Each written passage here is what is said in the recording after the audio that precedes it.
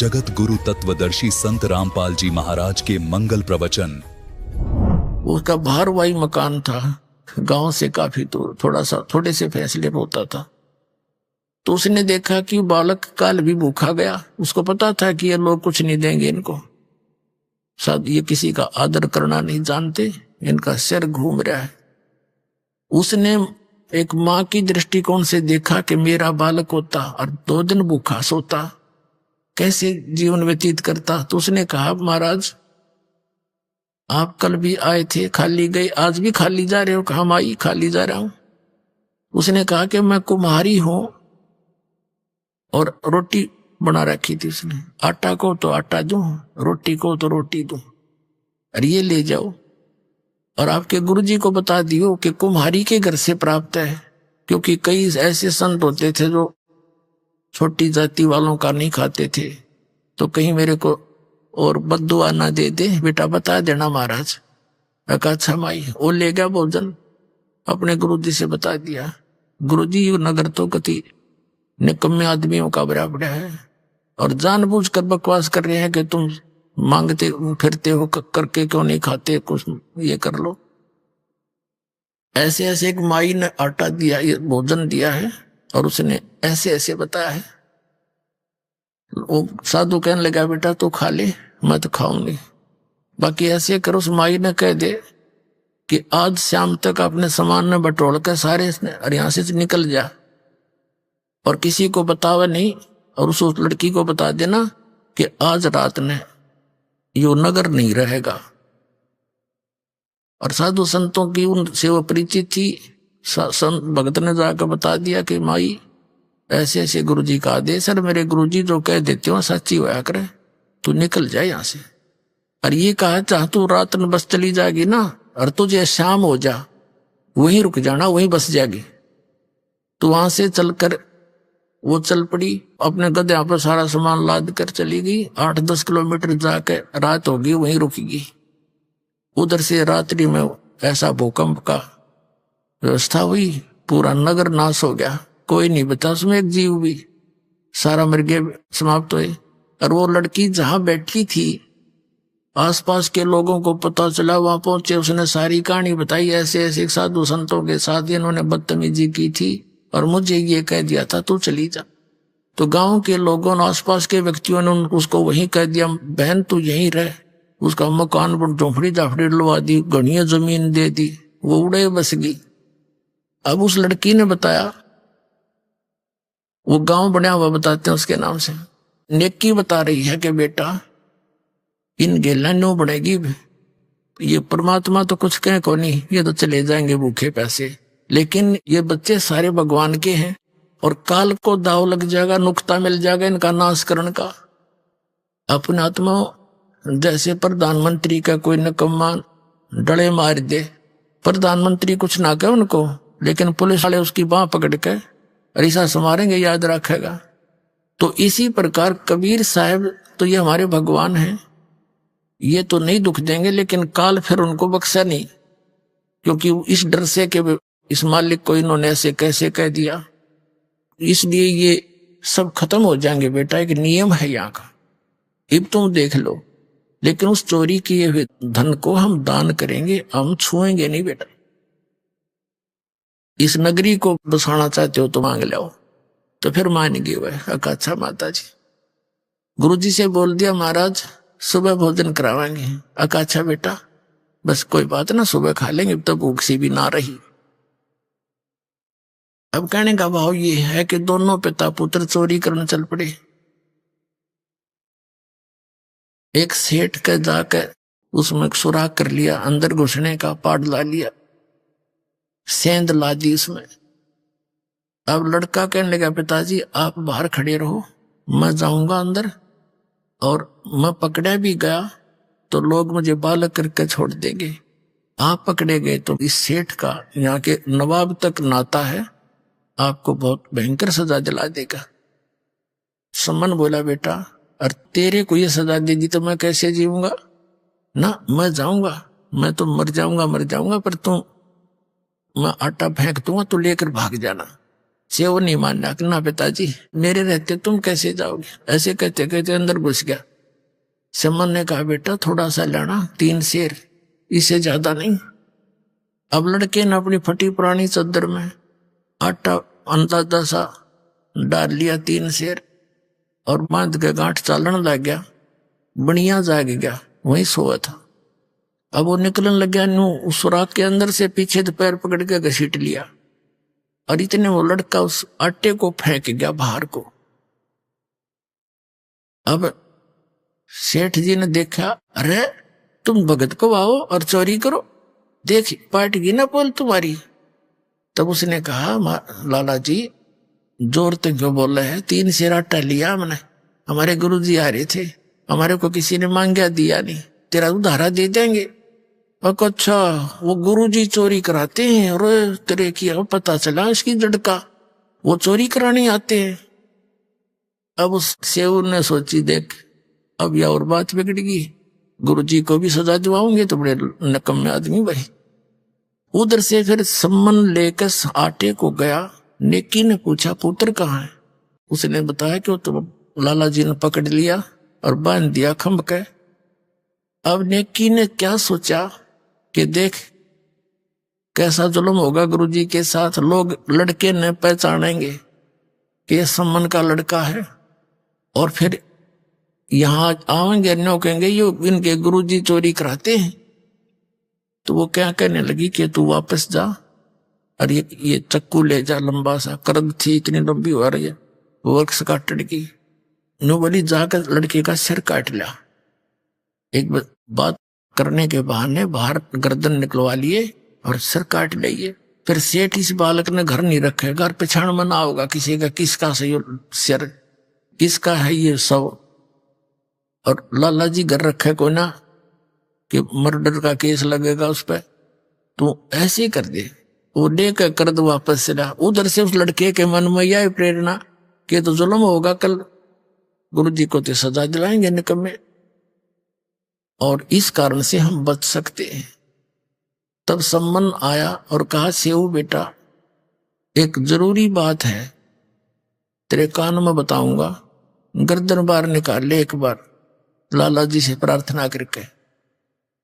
अब सेऊ ने कहा लाला जी बाहर मेरा पिता खड़ा है, कोई जरूरी काम बतावे और मुझे एक बार बात कर लेने दे। सेठ बोला तू भाग जाएगा?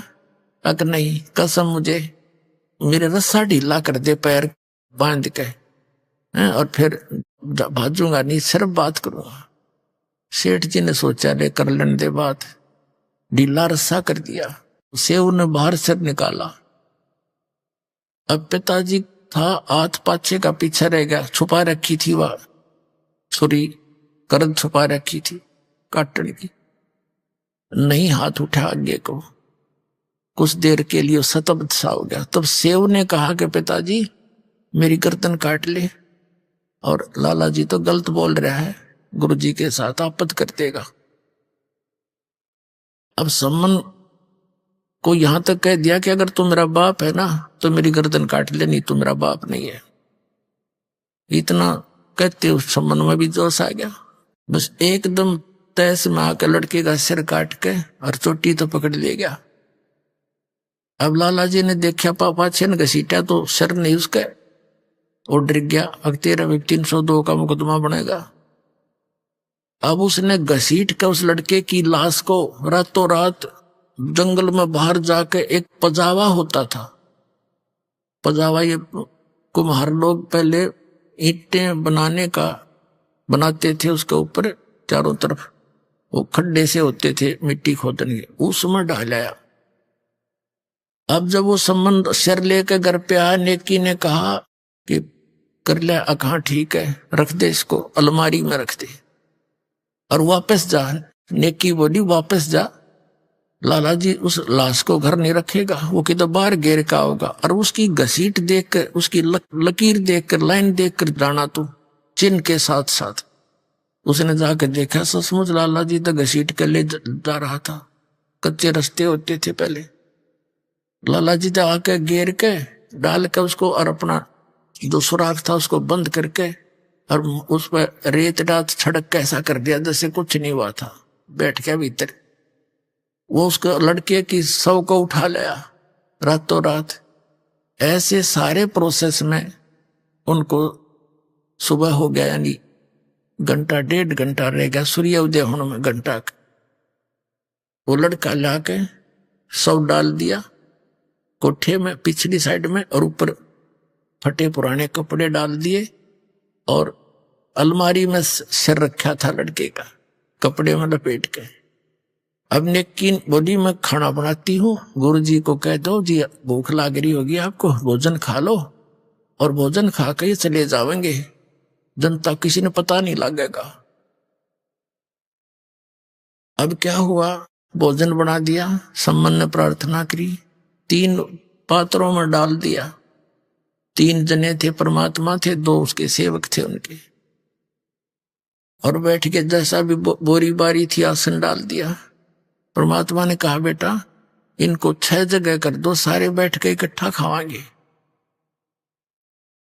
अब सम्मन ने सोची अब बात खुलेगी, गुरुजी को पता लग गया कि रोटी नहीं खाएंगे, घर पर लाश और ईट खाना कैसे खाएंगे, ये तो बहुत बुंडी बनी भाई, हम तो फिर अधूरे रह गए, भोजन नहीं करवा सके परमात्मा को। अब उसने क्या किया, 500 में डाल दिया, 500 में, और बैठ के परमात्मा ने कहा एक और, इसी को 1 में और बनाओ, इसी में सिर्फ 6 बना दो। तो सम्मन ने कहा जी बच्चा तो कहीं खेलने गया होगा, पता नहीं कब आएगा, अकना मैं जो कहूं ऐसे कर दो बच्चा। अब उन्हें कर दिया। तब परमात्मा ने आवाज लगाई कि आओ सेऊ जी मिलो, ये प्रसाद प्रेम, बेटा सिर कटा करें चोरों के, साधों को न तकसेम। कहते हैं सेऊ दड़ पे शीश चढ़ा और बैठा पंगत माही, नहीं निशानी गर्दन के वो सेवक नाही। माता पिता ने कुर्ता टाटा के देखे गमीज का गला कि वो ये लड़का है, अंदर जाके देखा वहां वो रक्त पड़ा था, बोरी खाली पड़ी थी, वहां सब नहीं था, और लड़के के निशान भी नहीं, और अपना हाथों काट रखा। कहते नहीं गरायरा गर्दन पे यो ओ सेवक नाही। बोलो सतगुरुदेव।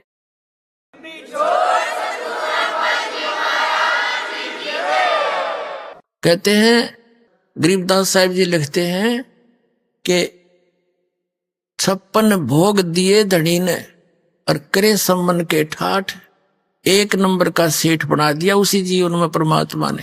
कहते नुक्ते ऊपर रिज जाएगा रे, करोड़ कर्म जल जा तुम्हारे। बोलो सतगुरुदेव।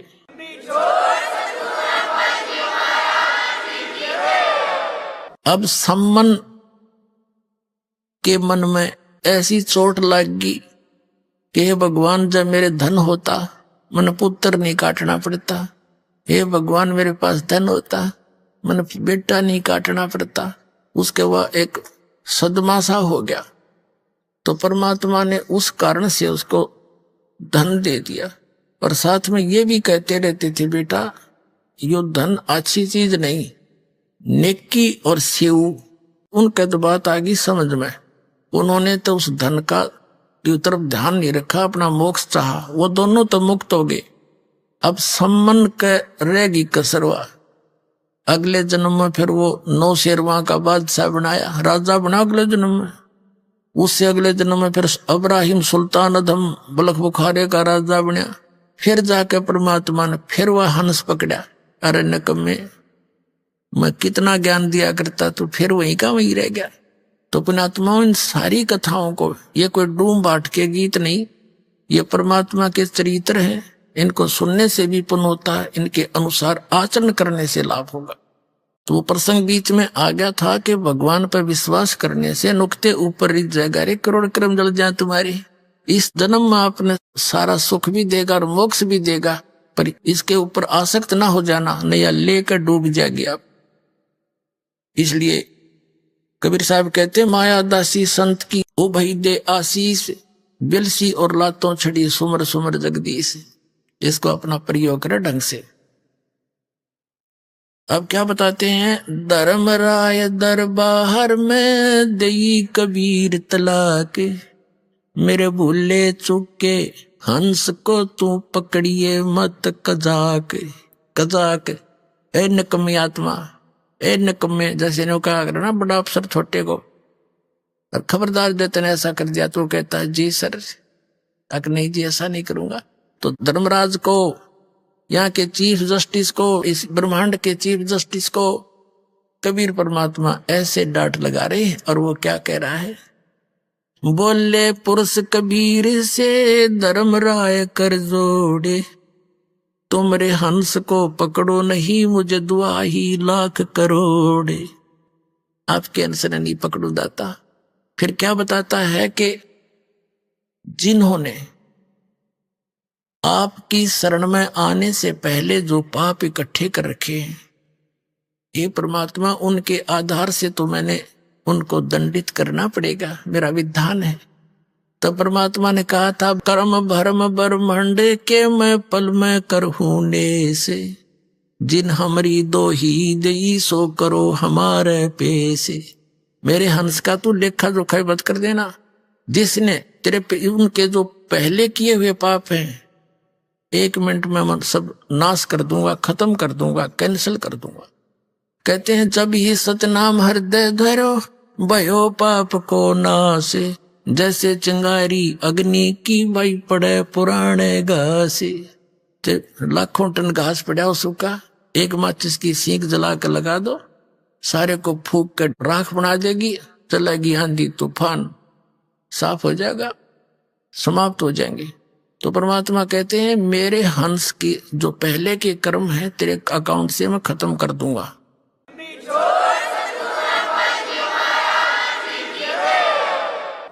शिव मंडल ब्रह्मापुरी चाहे विष्णु लोक में हो, हमरे गुण भूले नहीं तो आन छुटाऊं तो।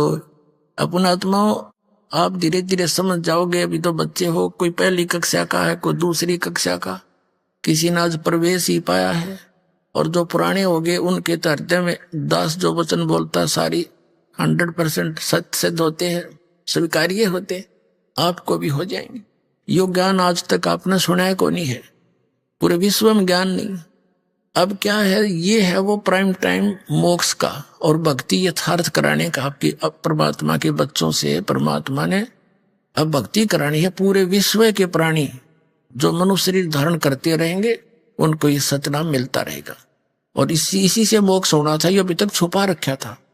ये सतनाम आज तक इस दास के अतिरिक्त या उन महापुरुषों के अतिरिक्त जिन्होंने सीधे भगवान मिले थे उनको दिया था सतनाम, जाप भी दिया था, सारनाम भी बताया था, लेकिन उनको आगे देने को मना कर दिया था, किसी को जिक्र भी नहीं करना। धर्मदास मेरी लाख दुहाई, ये सार शब्द की दबार ना जाई, सार शब्द बार जो पढ़ी या बिचली पीढ़ी हंसनी तेरी। ये बिचली पीढ़ी आएगी, प्रथम पीढ़ी से जो परमात्मा आए थे 600 वर्ष पहले, और ये बिचली पीढ़ी अब हजारों वर्ष चलेगा ये सतमार्ग, और पूरे विश्व में सतयुग जैसा माहौल बनेगा।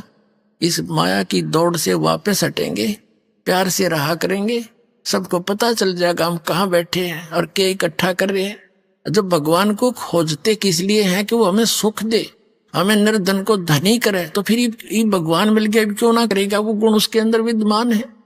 तो फिर हमें विश्वास होगा, रोज सुख होंगे तब विश्वास भी होगा। सुख जब होंगे जब हम दृढ़ रहेंगे, भगवान को छोड़कर अन्य किसी की उपासना नहीं करेंगे, नियमित रहेंगे, सारे सुख आपको डेली दिया करेगा, न्यारे न्यारे पल पल पर आपको दिखाएगा कि ये मैंने सुख दिया है, ये मेरा किया हुआ काम है, तुम्हारा यहाँ पृथ्वी पर नहीं हो सकता था। तो फिर क्या होगा, तो ये वो समय है, और इस समय में आपको वो तीनों टाइप का कंप्लीट कोर्स मिल गया। प्रथम मंत्र, फिर वो सतनाम 2 अक्षर का, फिर सारनाम बाद में दिया जाएगा आपको जब आप योग्य हो जाओगे। अब तो दास इसलिए थोड़ा सा समय अधिक ले रहा है इस सारनाम के देने में कि कुछ ऐसा ना हो जाए कि एक आधा दुष्ट व्यक्ति इस प्रारंभ में 1-2 यहां से छोड़ गया, तीनों नाम ले गया, और फिर वो एक कहीं आप ना देने लग जाए, कोई अधिकारी तो है ही नहीं। इसलिए थोड़ा सा डिले कर रखा था कि इनको पूरा विश्वास हो जाए। धीरे धीरे 2-3-4 वर्ष के बाद देता हूं। आने वाले समय में जब पूरे विश्व में एक रस हो जाएंगे, अब जैसे 4 महीने के बाद सतनाम दिया जाता है, और फिर 1 वर्ष के बाद आपको सार नाम दे दिया करेंगे और पहले भी समय रख दिया जाएगा।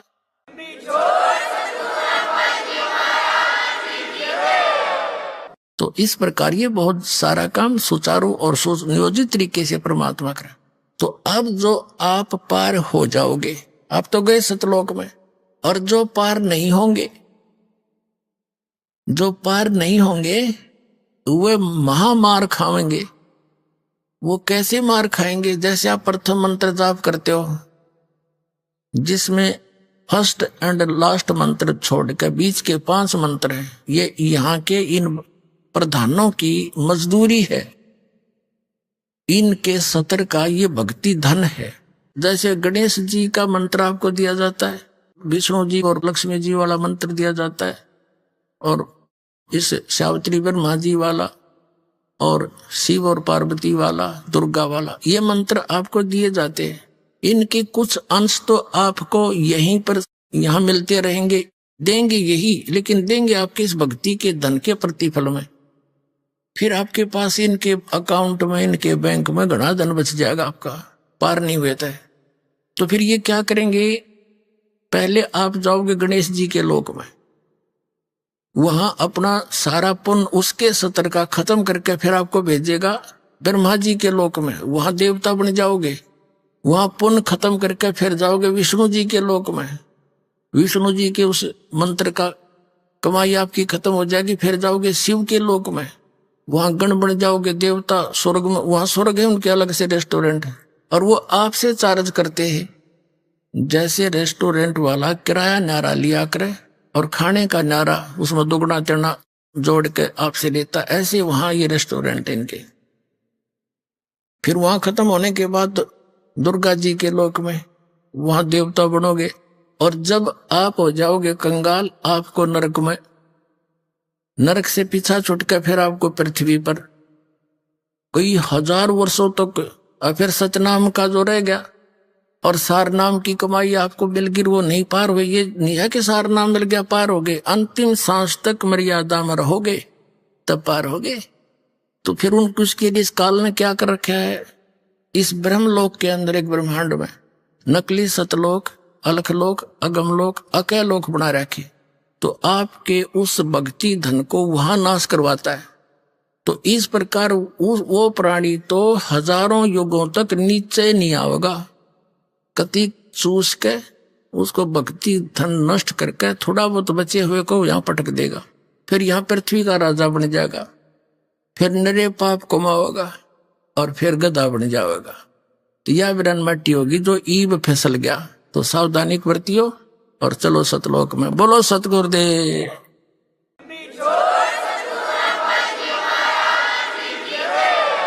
शिव मंडल ब्रह्मापुरी जय विष्णु लोक में हो, हमरे गुण भूले नहीं तो आन छुटाऊं। तो जैसे गलती से कोई रह गया और वहां जाकर उसका याद आ गया कि हम तो गलत कराए, गुरुजी बताया करते थे, यहाँ तो हमारी पूंजी धन नष्ट होगी। अगर वहां भी आप पुकारोगे मालिक को, कहते वहां से भी छुटा लाऊंगा तुमको और पुनः फिर भक्ति प्रारंभ करा दूंगा। इतना समर्थ है ये परमात्मा। बोलो सतगुरुदेव।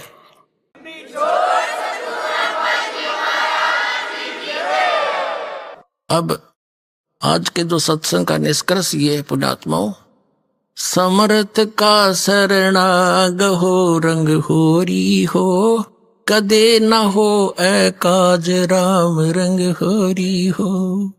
तो समर्थ की शरण में रहना आखिरी सांस तक, आपके 101 पीढ़ी पार होगी, ये लिख लेना बेशक।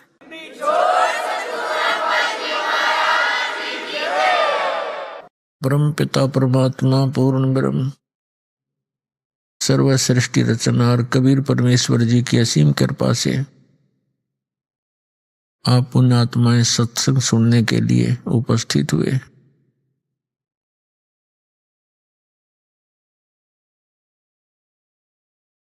भक्ति मुक्ति के दाता सतगुरु भटकत प्राण फिरंदा, उस साहिब के हुक्म बिना नहीं तरवर पात हिलंदा।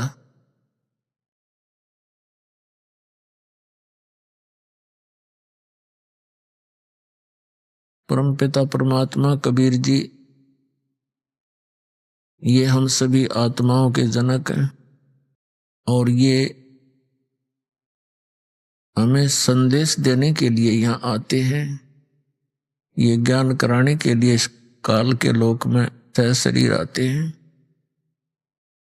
और सह शरीर चले जाते हैं। हमें याद दिलाते हैं कि आप यहाँ के निवासी नहीं हो, आप यहाँ कितनी यातनाएं सहन कर रहे हो। ये स्थान स्थायी नहीं है।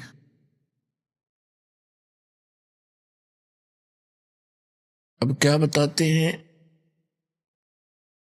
चारों युग में संत पुकारे, कूक कहा हम हेल रे, हीरे माणिक मोती बरसे, ये जग चुगता ढेल रे।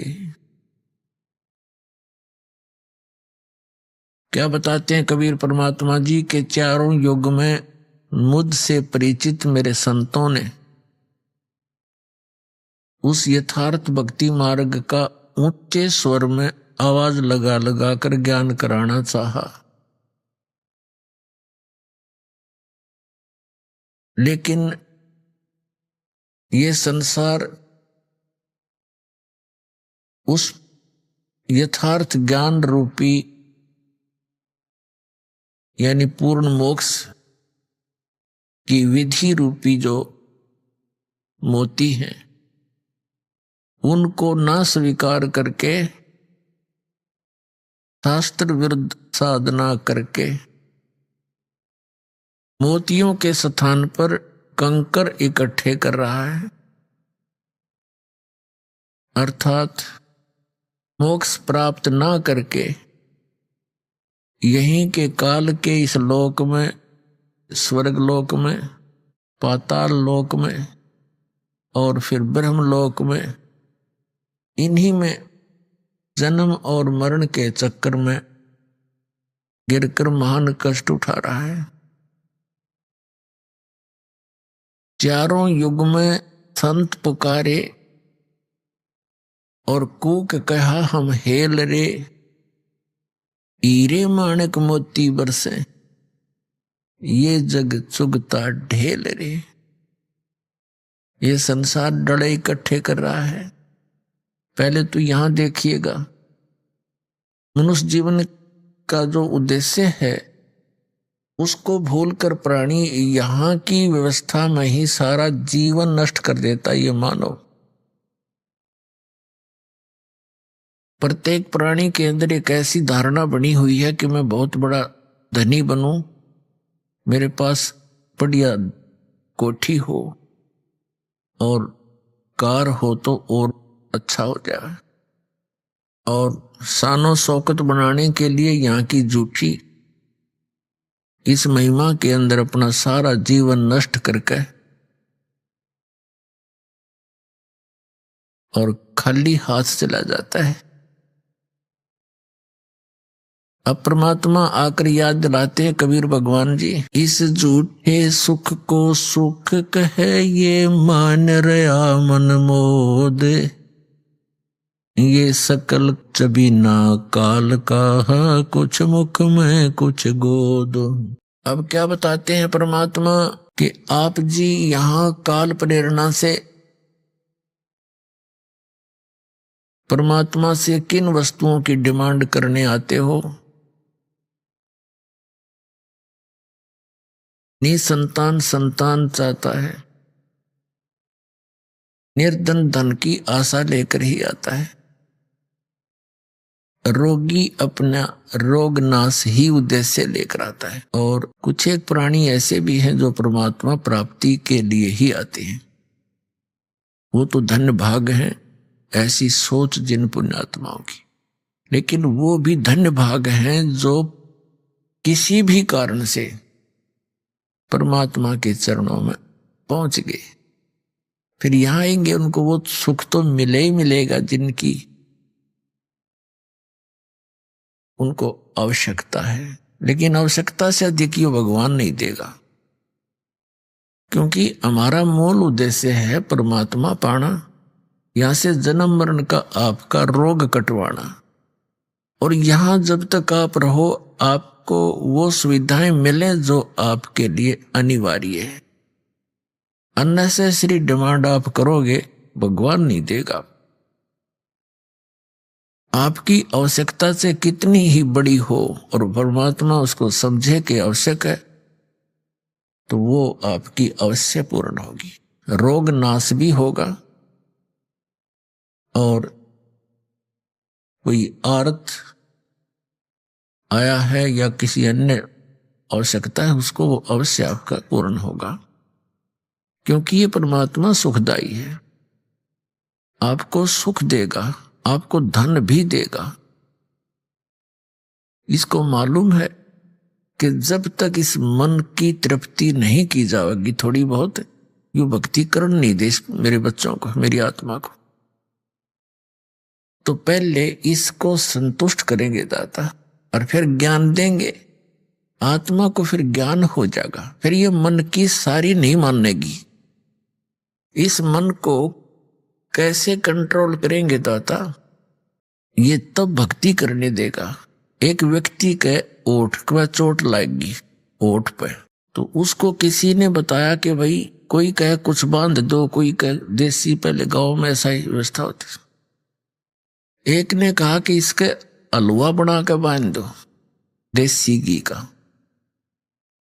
तो जिसका चोट लग रही थी वो कहने लगा भाई यूं ठीक कह रहा है, तो उसको हलवा बना दिया। अच्छा, थोड़ा सा बनाया, औषधि टाइप इसको उठ कर लगा देंगे, बांध देंगे, यहां पर चिपका देंगे। वो हलवा रखे ओठ पे और वो तो खा जाए, उसको भूख लग रही, उसको स्वादिष्ट लगे। वो जब भी ओठ पर धरती अंदर ले जाए उसने,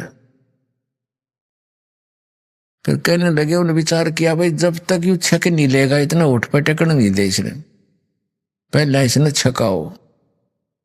तो पहले तो छकाया और छकने के बाद हलवा फिर एक कण भी नहीं खा सकता आदमी, इसकी यह भी खासियत है। तब उसने ओठ पर टेकन दिया हो। तो पहले तो परमात्मा इस मन की फड़क निकाल लेगा। ये जो डिमांड लेकर यहां आया है ये पहले इसने छकावेगा और फिर इसके अंदर ऐसा ज्ञान भर देगा मालिक कि आगे ये कोई वस्तु नहीं चाहेगा एक मोक्ष के अतिरिक्त। आप यहां आते हो, देखो जब तक आपको कोई परेशानी है और उसमें राहत नहीं मिलेगी तो आप भक्ति सुन भी नहीं सकते, ज्ञान भी नहीं सुन सकते, करना तो बहुत दूर की बात है। तो दयालु परमात्मा है, यदि आपका निश्चय पूरा होगा, पूरे विश्वास के साथ परमात्मा में आप लगन लगाओगे, ये जाप मंत्र जो बताए जाते हैं ये करोगे, तो ये तो मामूली सी बात है उस मालिक के लिए, ये तो कुछ भी नहीं जो डिमांड आप लेकर आते हो। फिर यहां ज्ञान कराया जाएगा आपको। परमात्मा बताते हैं, क्या मांगू कुछ थिर न रहाई, देखत नैन चला जग जाई। 1 लाख पूत 1.25 लाख नाती, उस रावण के दीवान बाती। आवत संग ना जात संगाती, क्या भया दर बांधे आथी। कहे कबीर अंत की बारी, जैसे हाथ झाड़ कर चला जुआरी। अब परमात्मा कहते हैं, यहां क्या वस्तु मांगोगे तुम भगवान से, और कोई भी टिकाऊ नहीं। क्या मांगो कुछ थिर ना रहाई, और देखत नैन चला जग जाई। आंखों के सामने रोज पता नहीं कितने व्यक्ति जा रहे हैं। 1 लाख पूत 1.25 लाख नाती। रावण के 1 लाख पुत्र थे और वो भी सर्वनाश को प्राप्त हुए, सारे मर गए युद्ध में। और फिर उस रावण के घर में कोई दीपक जलाने वाला शेष नहीं बचा। तो क्या मांगा यहां पर? हम सत्संग कर रहे थे गांव में, एक व्यक्ति उनका कोई रिलेटिव आ गया, वो छोटे से बच्चे को साथ लिए हुए था। तो सत्संग सुनकर उसकी आंखों में आंसू आ गए, कहने लगे जी सारी साची है। पर यह सच्चे उस टाइम है जब स्वयं बीत ले है। मेरे 4 पुत्र थे और चारों का विवाह हो गया 2 या 3 वर्ष के अंदर अंदर, और कुछ एक आधा व्यवसाय कर रहा था, 1-2 नौकरी कर रहा था। संतान अभी तक हुई नहीं थी, चारों की मृत्यु होगी 1 साल के अंदर अंदर। 2 तो इकट्ठे एक्सीडेंट में मारे गए और 2 बीमार होकर, एक को सर्प डस गया, खेत में सोया था कोठे पे ट्यूबवेल पे, और एक बीमार होकर मर गया। वो पत्नियां भी गई उनकी। छोटे से बालक ने ले रहा ने बोला दो तागो।